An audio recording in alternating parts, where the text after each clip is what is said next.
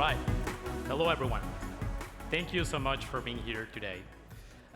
It's actually my third time as a speaker in this amazing event, but it's the first time in the main stage, in the inspiration stage, and I gotta say that it's a true honor. Now, the reason that we are here today is you, humans, people. You are the reason that we do what we do. Working with our colleagues, working with our partners, with our customers, it's a joy. And on the other side, we also have this ongoing AI revolution that is happening and changing the way that we do everything, right? So if we mix these two worlds together, we get a concept of human-centric AI, okay? And for intelligent organizations to be properly prepared for the future or for the near future, it is very important that they are aligned with this concept, okay? But first, let me introduce myself very quickly. Gabriele Rachello, CTO of InnoWave Technologies. And I'm a true believer that this is the right order of things. First, we need to focus on people. People first. We do everything through people, right? Then, of course, we need to grasp the concept of technology and what technology can bring to our world, right? And it's amazing. Then, of course, we have room to innovate, to create, to do amazing things, and disrupt the status quo, to do things for the benefit of mankind, okay? That's it, very quickly, enough about me. Now, why a bridge? So, for those of you who don't know, today is going to be mostly on the first part of the day about intelligent organizations, right?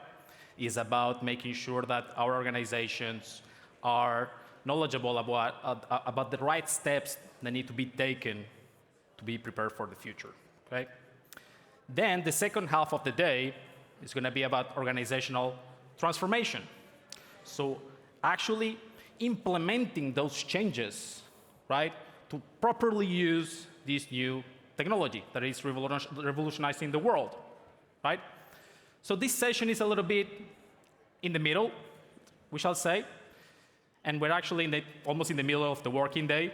So you can imagine yourself crossing the bridge throughout this session. You can even imagine yourself crossing this beautiful bridge. Pretty sure that you know which bridge it is in this beautiful city, okay? So first, and before I talk about what you need to do, what we need to do to become more intelligent, more prepared for the future, let's talk about belief right now in the industry, right? Let's talk about some numbers and figures, because I'm pretty sure that you like seeing some figures about this. So first, 83% of IT leaders believe in Gen AI advantages. And this number is pretty telling because most of us, most of you, actually believe in this, okay? And I think that is pretty important, and it's the first step, right? Then 70% of business activities automated by 2030. Again, a pretty telling number, because can you imagine 70% of all of those tedious manual tasks that we need to do on our daily basis to be fully automated, you know, in less than 10 years? It's a very, very, very huge change, right? Then, of course, 80% of organizations believe that Gen AI will disrupt their businesses. Of course, if we're automating everything, if we're changing the way that we do things, yes, they believe in this. But they believe it in a good way, disruptive, in a positive way for the organizations. Now, and my bad, I placed this number in a very small bubble at the bottom, but it's a huge number. And this one is amazing because $44 trillion in annual global productivity. So if you want to measure how much productivity the world is going to gain by using this technology, $4.4 trillion. I'm pretty sure that you want to be a part of this. Pretty sure. Then another huge number, 27% compound annual growth rate in the Gen AI market size. So from almost 11 billion to almost 120 billion in 10 years, right? Very disruptive. And then, of course, the last one for today, 46% large-scale Gen AI adoption by next year, by 2025. So next year, we will be at almost 50% in the industry adopting this amazing technology. Okay? So these numbers, these figures, they create a very, very interesting story, right, for all of us. They create a story about change, about us in this industry building a future for AI everywhere, for everyone, okay? AI is changing the way that we do every single thing in our daily lives. The way that we work, the way that we create, the way that we collaborate, the way that we learn. Pretty disruptive. And of course, all of us will have a role to play on this. Every single one of you in this room will have a role to play in this. And by the way, I'm pretty sure that you want to be a part of this, and you already are a part of this, okay? You also want to make it crystallized. Now, of course, the session is called Human-Centric AI, right? So let's talk a little bit about people and AI. Now, probably some of you know this image, probably some of you saw this movie. It's a movie called Her. And the movie is about a guy that falls in love with an AI. And the character is portrayed by this amazing actor, Joaquin Phoenix / Joker. And sorry, but I wanted to read what they say about this movie, right? So, in a nutshell, through their unconventional relationship, the film explores the complexities of intimacy, the blurred boundaries between human and artificial intelligence, and the emotional challenges of modern relationships.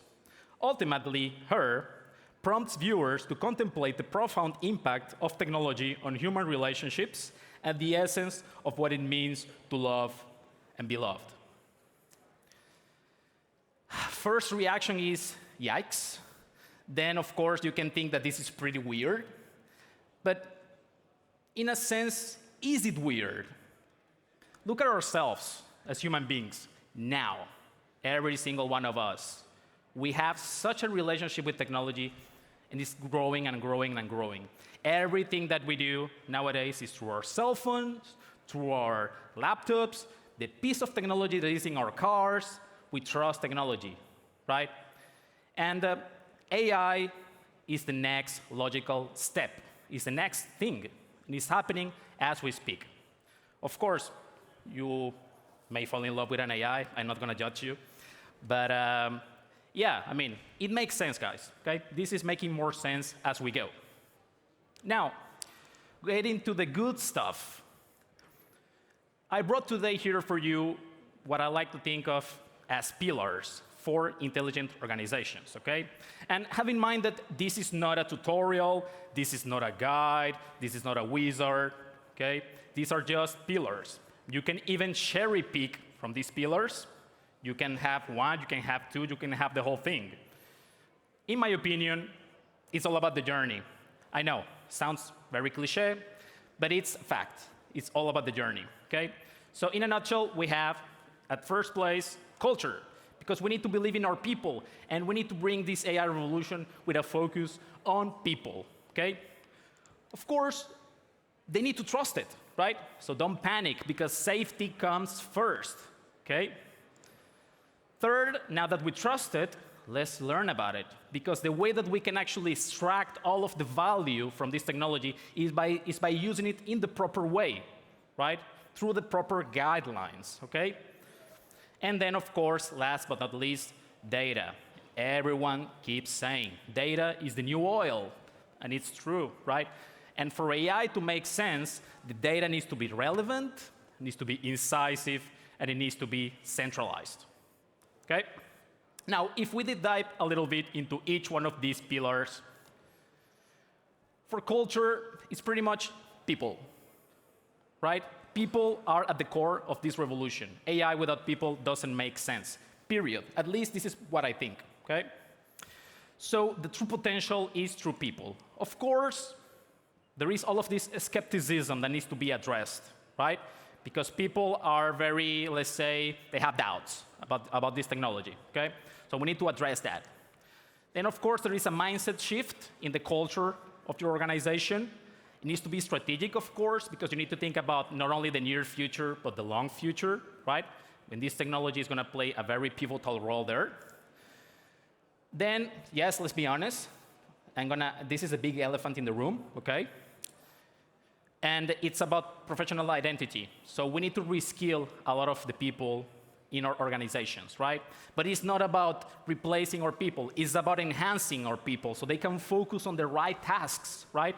Removing the manual, tedious jobs that come at some of these job roles, right? And then, yes, this is very provocative. It is. Rethink about how we do everything, okay? And we will need to change it, okay? It's a fact. Let's face it.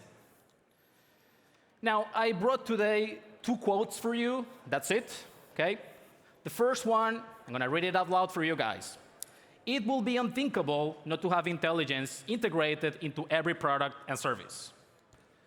It will just be an expected, obvious thing. And who said this? Sam Altman, co-founder and CEO of OpenAI. I'm pretty sure that you know this guy by now. If you don't, I have bad news for you. But you know, the context of this whole quote is pretty interesting because Sam was being interviewed about this whole AI revolution, of course. He's the CEO of OpenAI. And he was talking about the revolution that the iPhone brought almost 20 years ago, and naturally then smartphones, because nowadays, in your pocket, you have apps for every single thing. And do you use those apps? Yes, you do. Why? Because it's an extension of your potential of what you need to do in your daily tasks, right? It makes your life easier. AI is going to be just like that. Very, very obvious. Of course, it's already happening, but it's not that obvious yet. It will be, mark my words, and his words. Then, of course, moving to the second one, trust. Because, of course, to use this technology, it needs to be properly trusted, right? But it needs to be regulated, right? Responsible AI. Then you have all of these data privacy and safety concerns associated with the trust of the technology. And for that, guys, you need AI governance. The guidelines, the guardrails, the rules for using AI properly. Just like you have data governance and whatever governance in your organization, you will need to have AI governance, okay? Please crystallize on this. Let me talk to you very quickly about what the leaders, worldwide are working regarding regulation. The first one is happening here in Europe, is the European Union AI Act. And in a nutshell, this regulation is all about making sure that in European soil, Europeans are using AI the proper way, in a transparent way, non-discriminatory, and it's for the benefits of us Europeans, okay? It's being drafted as we speak. And then, of course, on the other side of the Atlantic, we have the AI.gov initiative. So American leadership is also working in something very similar, focusing on the benefits of AI usage and mitigating the risks, okay? You can search about this, and you must search about this online, okay? Last quote of the day. AI offers perhaps even more potential for the good of humanity than any invention that has preceded it. Who said this? Brad Smith, Microsoft president and vice chair. Now, this is just to show you that industry leaders are truly focusing on regulation of AI, making sure that it's used for the good of mankind, of humanity, okay? It's being worked on. Then skilling, because of course, we need to put people first, focus on our people learning about this technology, how to properly use it. Then you will need to create new learning paths, adapt your learning paths, right, in your organization. Naturally, there's going to come a talent management evolution associated to this, right? And then build the necessary roles, skills, and capabilities, right? Some roles are new, some roles that are more, let's say, old or current, will need to suffer a reshaping, right? But again, it's about embedding AI and the usage of this amazing technology in our daily tasks, in the roles that we're working with right now. Prompt engineering is at the core, obviously, because we really need to know how to do prompt engineering, okay? And we need to empower our people, our workforce, okay? Now, the potential yet to explore is huge, right? Because I have some interesting numbers for you as well. 79% have tried ChatGPT or an LLM for that matter, and they say, oh yeah, it's pretty fun to use, right? I can tell him to write me a poem about a movie mixed with a band or something like that, or to help me with some vacations. It's not going to be rainy in the Caribbean this time of year or whatever, right? But it's very superficial. It's the tip of the iceberg, guys, right? Versus the 21% of people that actually use this technology on a daily basis, and they say that without it, they feel incomplete. I am one of those guys, by the way. ChatGPT didn't build a presentation for me, but it did help me with it, right? So yes, the potential to explore is huge. Now, the last pillar for today, right? 4. We talked about culture, we talked about trust, we talked about skilling, and then we're going to be talking about data. But data is pivotal also for this, right? Intelligent orgs must reevaluate their data platform. The platform needs to be centralized. It needs to be accurate. Data collection and analysis will be all about relevant, incisive data, because this is the main tool to fight inaccuracy, okay? You want to use AI, you want to use this tool, make sure that the answers make sense for you, right? And it's true data, your data. Then, of course, and this is pretty important, and I think that Microsoft agrees with me, highly curated and contextualized data is essential, is pivotal for the usage of Gen AI and LLMs, okay? So, in a nutshell, what's the deal, right?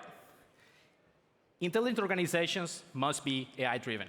Starting today, starting yesterday, you all must be AI-driven. That's a fact.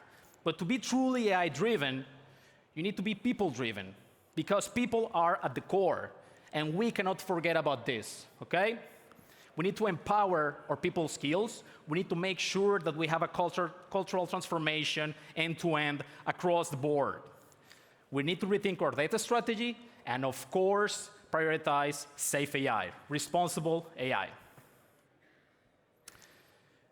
Now, I truly, truly believe that we are right now in a moment of transition. We all are in a moment of change. And we need to empower our people to be part of this. All of us, again, will have a role to play on this. We need to empower our people, but we also need to start joining this AI revolution. Human-centric AI. People and AI working together for a bright future, right? Now, you might even put yourself from this perspective, this point of view, and think look down at this amazing blue marble that we call home. And what is the first thought that comes to your mind? I can tell you for once what I think. Let's reshape the world together. Let's make the world a better place, AI and people, human-centric AI, and let's change lives through innovation. Thank you so much. Obrigado.